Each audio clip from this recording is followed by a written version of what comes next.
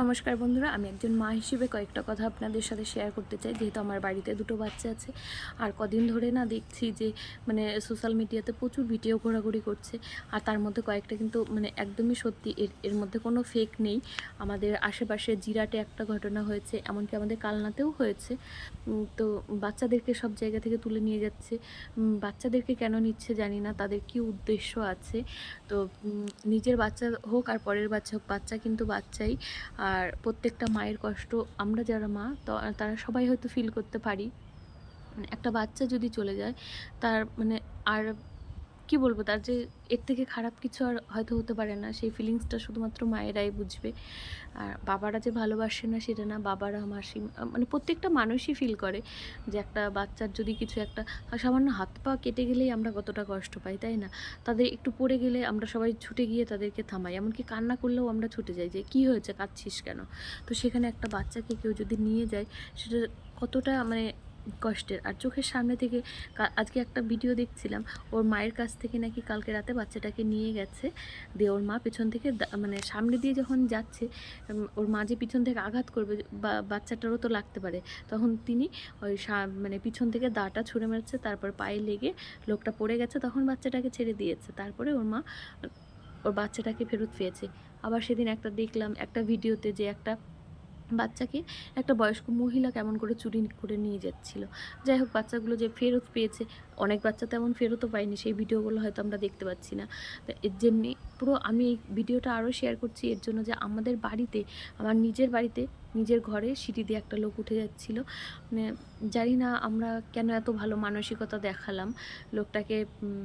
ভাবলাম হয়তো মাতাল কিংবা এই ভেবে ওনাকে আমরা ছেড়ে দিয়েছি, কোনো কিছুই করিনি। আর দেখে জানি না কেন না, এবার উনি ওটা ভান করছিল না আসলেই উনি ছেলেধরা ছিল না, সেটা তো বুঝতে পারলাম না।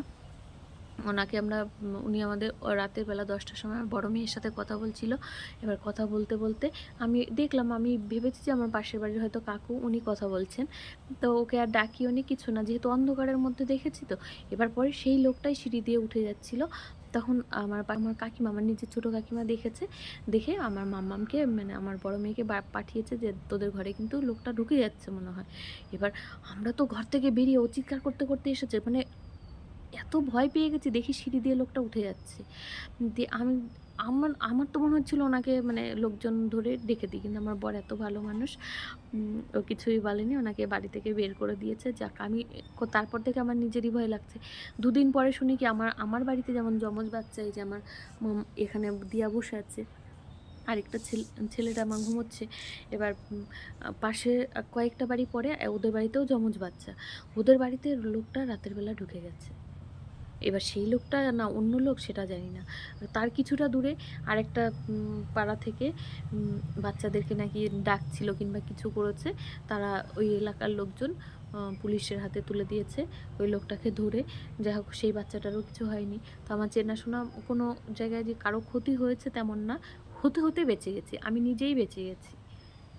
আমি জানি না সেদিন কি হতো, কিংবা হতে পারতো কিংবা নাও হতে পারতো। হয়তো ওই লোকটা আমার ঘরে ঢুকে বলছে আমাকে একটু থাকতে দাও, আমি থানা থেকে ধরতে পারলে আমাকে মেরে ফেলবে।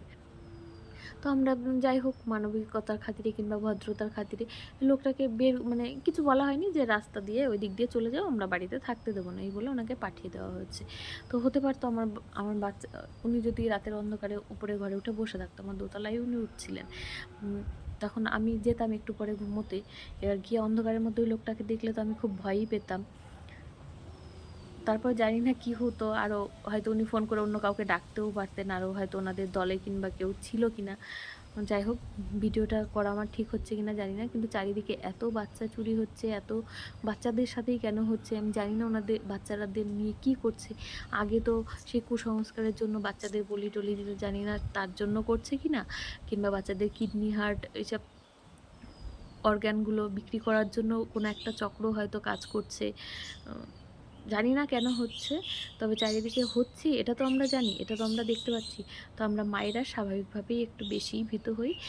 তো আমার ভিডিওটা যদি কারো উপকারে আসে, জানি না ভিডিওটা পোস্ট করা আমার ঠিক হচ্ছে কিনা জানি না, আমার মনে হলো এটা বলা উচিত সবাইকে। সবাই বাচ্চাদেরকে প্লিজ একটু সাবধানে রাখবেন, বাইরে খেলতে দেবেন না।